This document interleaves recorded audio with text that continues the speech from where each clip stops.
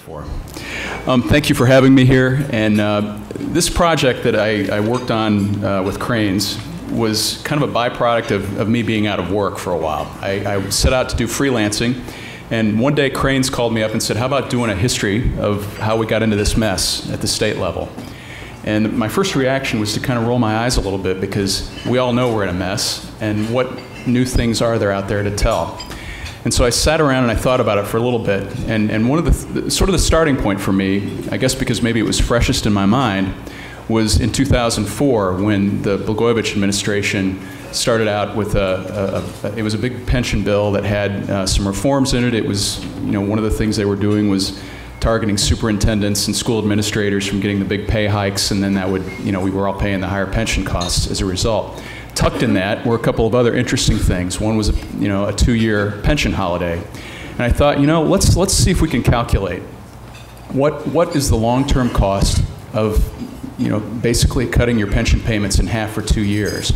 And so that's how I decided to tackle the project first. And I went digging, and surprisingly, it was sort of hard to find that number. There were no recent numbers out there, and I just kept digging and looking into the bill and pulling up the transcripts of the floor debates just to refresh myself about what was said about the bill and everything. And the deeper I got into that particular piece of legislation, the more I began to see that I saw some trends developing. One was this was a bill that landed in the legislators' laps 2 days before adjournment. It had been worked on clearly for a long period of time, but it was something, unless you were in the negotiations, you were not going to be privy to all the details of it. And there was, the sponsors of it, as they laid out the various pieces, they talked about overall the thing could wind up saving, as much as $35 billion over, the next 40 years. And, the one thing that struck me about it, though, was that the Commission on Government Forecasting and Accountability, COGFA, there's a pension note attached to it, and they're very good. They've got a lot of great people at COGFA that keep track of this stuff. And the pension note that was attached to this bill said, it's going to cost you more, but we can't tell you how much.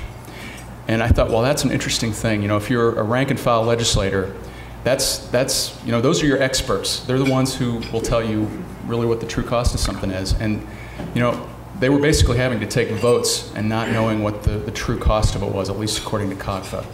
And so I started digging more in the COGFA reports and found that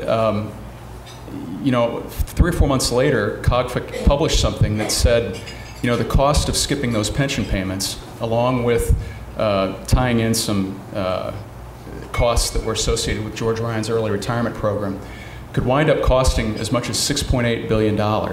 And that was stunning to me. That was not ever discussed on the floor. Neither chamber talked about that price. And it just occurred to me that, all right, this is interesting. So I then decided to pick out a bunch of other points in time, going all the way back to Jim Thompson. And the point when compounding COLAs came into being in 1989, that was a good starting point. And then the Edgar ramp was another point that I looked at.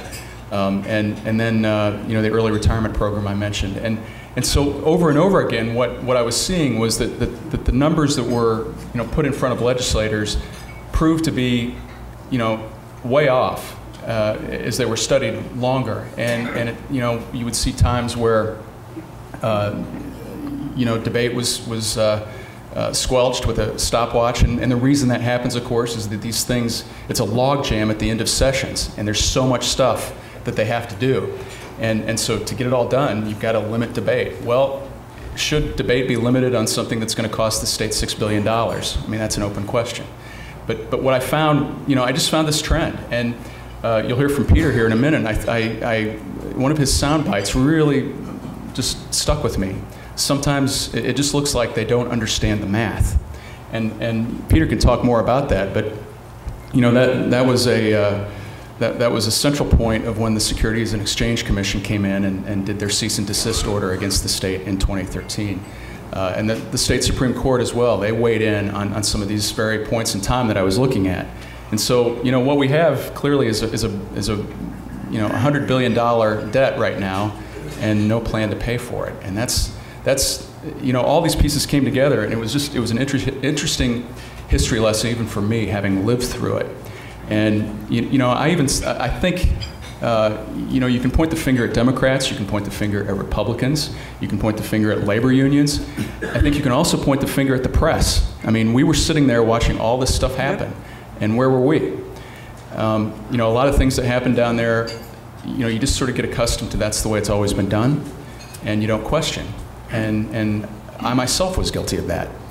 But anyway, it was an interesting exercise, and I think, I think as a state, we got a problem on our hands, and we all realize that, and that was the gist of what I did. Sure, and I think understanding the math continues to be a challenge, because in order to actually deal with the solutions and the political issues, and I'm sure, Sheila, you'll get into that too, and Eric, understanding the math and the enormity, the numbers we're talking about, the $100 billion, if you cannot understand that, then it will be difficult to find what solution is relevant and what solution is not. I actually started this journey similar to that of Dave. I actually, when I was with the SEC, by the way, one of the things I like to describe myself is that I used to go after bad guys, and now I help people who are misunderstood by the government. But at the time at the SEC, I was the head of the unit in the Midwest that oversaw all municipal securities and public pensions investigation in the Midwest.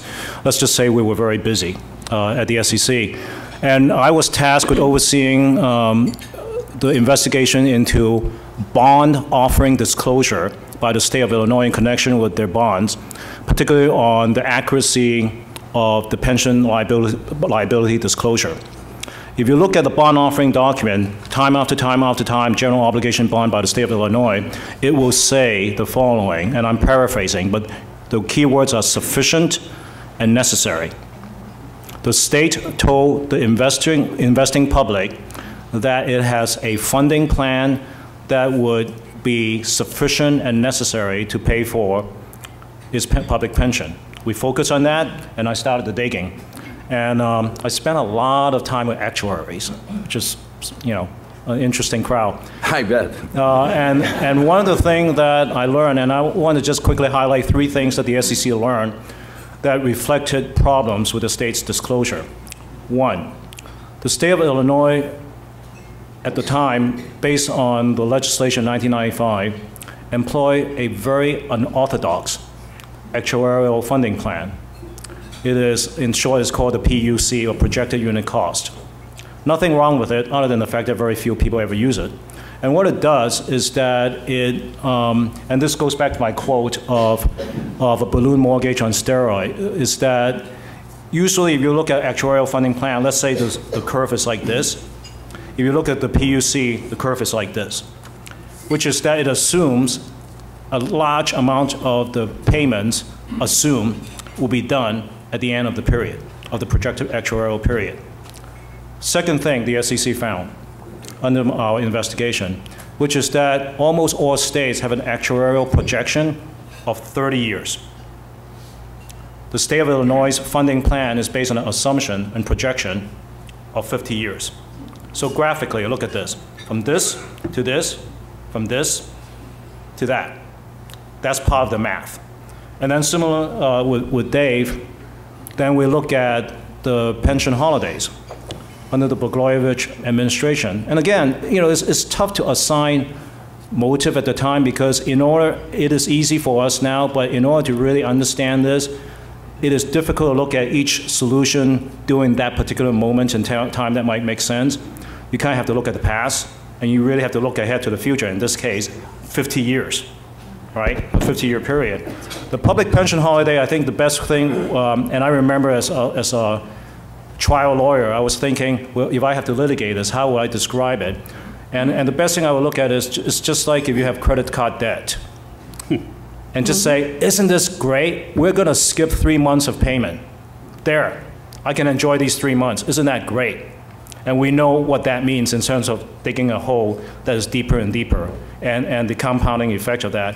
So those were 3 things that we found. And then when we compare those 3 things to the words sufficient and necessary, we got a securities fraud. Now, one thing I will say, the settlement was relatively light. and it was a cease and desist order. The goal of the SEC was to get the truth out, not unlike what Dave and others have done. But the reason why it was a very light settlement was because, and the order of the SEC recognized that, which is that Governor Quinn, during his administration, before the SEC investigation, actually started taking proactive steps to improve the disclosure on this offering document. In fact, one of the fascinating things for securities lawyer, we call it materiality, is that if you compare the market before the remedial disclosure by Governor Quinn and after, the yield changed drastically, which means the undisclosed facts were material to the investing public. And I will end by saying what is and what was material to the investing public is material to the voting public. Thank you for the opportunity to talk about Illinois' pension mess, something that my wife refers to as my mistress, since this is a topic that I have been working on for the Senate President since April of 2010. What I wanted to do, and I do have a packet for you, it's all on your table there, it's really to give you sort of a general overview, historical account of this mess that we're in. And really, there are two take-home remarks that I'd like you to get from my remarks today. First, pension funding has historically been a political football and something not to worry about until tomorrow. And so past governors and general assemblies really only made the contributions after they had already made contributions on things that were politically popular. And if you think about it in a cartoon sort of fashion, this approach is sort of epitomized by Wimpy from the old Popeye the Sailor Man cartoons, which is, I'll gladly pay you on Tuesday for a hamburger today. And so simply put, pension funding for the system, it was shortchanged really as a way to stave off the pain of tax increases or service cuts. The second point is that our current pension disaster cannot be blamed on benefit increases or salary increases. Between 1985 and 2014, pension unfunded liabilities grew by $97 billion. Benefit increases only accounted for 8% or $8 billion of that growth. Pay increases were actually less than what actuaries assumed they would be, and actually helped bring down the unfunded liabilities by about $1.3 billion. The state's failure to properly fund the pension system, however, accounts for 49% or 47% of that growth. So simply put, the main reason we are in this mess is because of insufficient pension contributions. You got a couple of things. I know, a couple, yeah. No self-interest either, I might add. No. But what I worked on a report, and Chicago-Kent College of Law published a law review article back a year ago. And I really wanted to delve into the history of the causes of underfunding. And what I had come across was a report produced by a legislative agency called the Pension Laws Commission that reported that this underfunding crisis that we have is something that existed in 1917. And what that report said is the pension systems are nearing insolvency and moving toward crisis. And it really stemmed from the fact that the state was not properly funding the systems. And throughout many decades of reports, it was continued with the fact that you need to get a handle on these pensions because it's going to provide some insurmountable obstacle for taxpayers, and you should not let one generation have to pick up the tab of a prior generation. I had on one of the slides here is the first one is I wanted to show you on the first slide is that when we had the Constitutional Convention in 1970, the pension system was really no better funded than it is today. You'll see all the way on the left-hand side, the data point is 41.8% funded. Today, we're 42.9% funded. So not much has really changed between where we are today versus where we are at the time that the pension clause to the Illinois Constitution was added.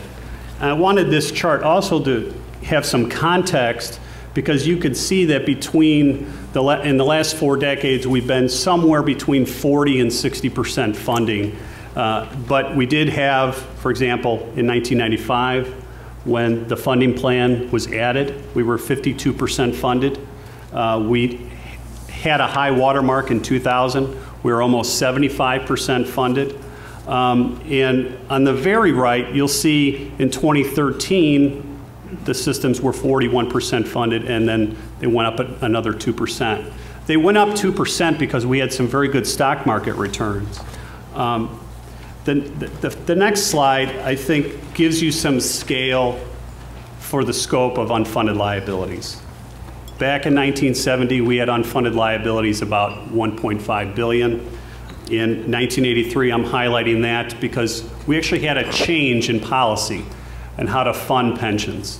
Prior to 1973, this state had no funding policy that was consistent whatsoever. Again, it was a political football. Beginning in 1973, they started utilizing what's called a payout policy. So if the pension funds were going to pay $1 million in benefits, the General Assembly would cut a check to reimburse what was paid out in benefits. So we would have employee contributions or stock market gains. They could be put in the bank, and they can help bring down or keep stable funding for the system. And if you look back at the last chart, it actually helped us out in the late 1970s to have some relative stable funding and maybe get to almost 50% funding. Beginning in 1982, 1983, there was a change in funding policy. Instead of doing 100% payout, the Thompson administration decided we're only going to do 60% payout.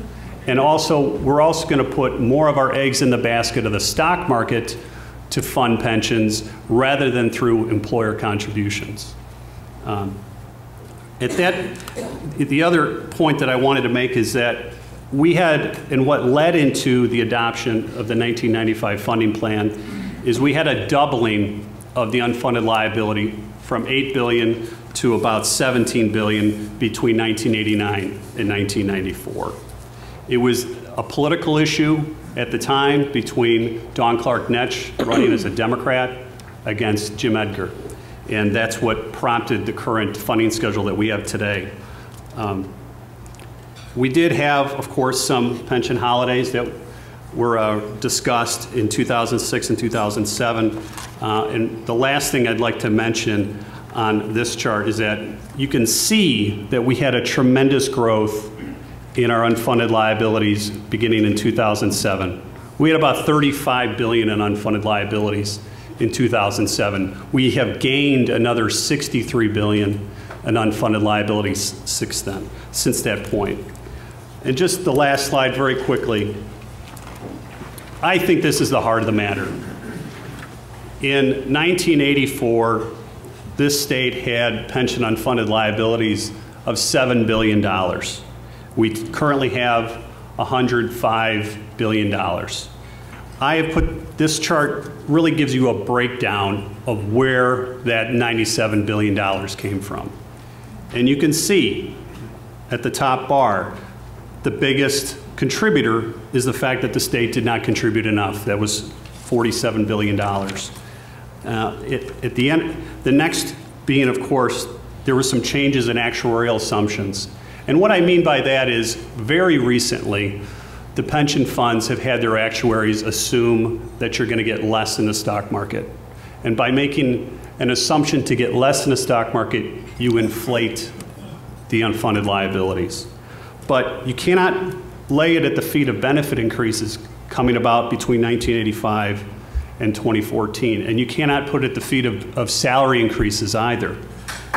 There's that same guy again. That's right. All right, Eric. So the last point finish up. The last point is, you know, the reason why, and this is something that came from a 2009 report from the General Assembly of why were we not properly funding. And this is what that report said. We have a state fiscal system that is so poorly designed that it failed for decades to generate sufficient revenue growth, both to maintain service levels from one year to the next and to cover the state's actuarially required contributions. Thank you. Okay, Eric. Well, the reason that we're in this financial mess is because they do not use truth in accounting when they calculate the budget. They use what we call political math. Now, the state doesn't just have a balanced budget requirement for the fun of it. The reason that they have a balanced budget requirement is, as Eric pointed out, that one generation should not push its current bills onto future taxpayers. But every single year, the legislature has come out and said, we have balanced the budget. So how can they balance the budget and put us into debt at the same time? Well, they use political math. Now, under the balanced budget requirement, all it says is, in essence, that your funds available have to equal your expenditures. So, I ask you, if you borrow money, does that not become available for you to use? So they can borrow money and include that as revenue in the balanced budget calculation. Also, notice that it says expenditures. It does not say expenses. So it's only the checks that you write. So in the press, often you will hear a conversation about the unpaid bills. Well, there's a lot of unpaid bills because, in essence, the agencies hide bills in their drawers, vendor invoices, don't have the check cut because then they don't have to include that in their balanced budget calculation. And the biggest one of them all is compensation costs. They do not include all of the compensation costs when they calculate the budget. Compensation is not just made up of salaries and the paychecks that you write. It is also made up of health care benefits, pension benefits, and retiree health care benefits. All of that cost should be included as current cost in the budget, not when you write the check, the expenditure. And the way that the legislature has avoided including those costs in the current budget has been to not properly fund the pension plans. I responded to Dave's Crane's article with that this is why we're in the mess. The long-term costs, you mentioned bills of just, can you imagine going and buying a car and not looking under the hood? They give you a good price on it, and you're like, oh, well, they pushed it off the lot, but I really didn't know that there was a problem, and that, that just because I paid a cheap price for it, I thought everything was fine for it. How can you imagine passing billions of dollars of bills and not knowing how much they cost? But they do that routinely down in Springfield. Under our proposal, you would know the long-term costs before you pass these bills. For example, in 2002, they passed an early teachers retirement option. Well, the reason they did that is, again, because of the accounting. They were $62 million short to figure out how to balance the budget. So they had to cut somewhere. So they decided to get rid of employees. Well, the good way to get rid of employees is to offer them an early retirement option. You could retire at 50 versus 60 and get the same benefits. They didn't ask or calculate how much that would add to the unfunded liability. They just looked at, oh, well, it balances the budget the way we calculate. Well, under our calculation, you would have to include the addition that you added to the unfunded liability as a current expense and find revenue to fund it. That one piece of legislation that theoretically saved the state $62 million of salaries cost the state added $2.4 billion to the unfunded liability, okay? And it's all because they don't do the accounting right. The SEC came in and they rightfully tried to protect the investors from the misstatements of the state. I ask you, who is out there trying to protect you and the taxpayers from the misstatements that they're making to you, that we are balancing the budget? And finally, Illinois is not alone, I hate to tell you. We have done calculations for 518 taxing districts in Cook County. So if you're a resident of the city of Chicago, you'll see how much each one of you owes. For Chicago's, each person's, we calculate that each person is in debt for the state to a tune. The state is $184 billion in the hole. Each person's share of that is $4,500, you would have to send every taxpayer in the state needs to send a check down to Springfield for $45,000 to make up the shortfall today. Now, these are costs that you're going to have to pay in the future. You're going to be taxed in the future. Future taxpayers are going to have to pay them, and they're going to receive no goods or services for those. Talks about taxation without representation. So your share of Illinois is $45,000. Your share of Chicago's is $28,600. Your share of Cook County's shortfall is $5,100, and your share of CPS's shortfall is $12,700. So each taxpayer in Chicago is on the hook. These are not costs that are going to happen now. These are, in essence, your credit card balance today for $91,400. And we didn't want to totally depress you and put the federal government number on there. So we left the federal government number on there. If you had a light lunch, you can ask me afterwards how much that is. All right, Sheila, can you close it up because you're just bringing all this good news. Keep going. And I will stop with that good news. Very good. Round of applause for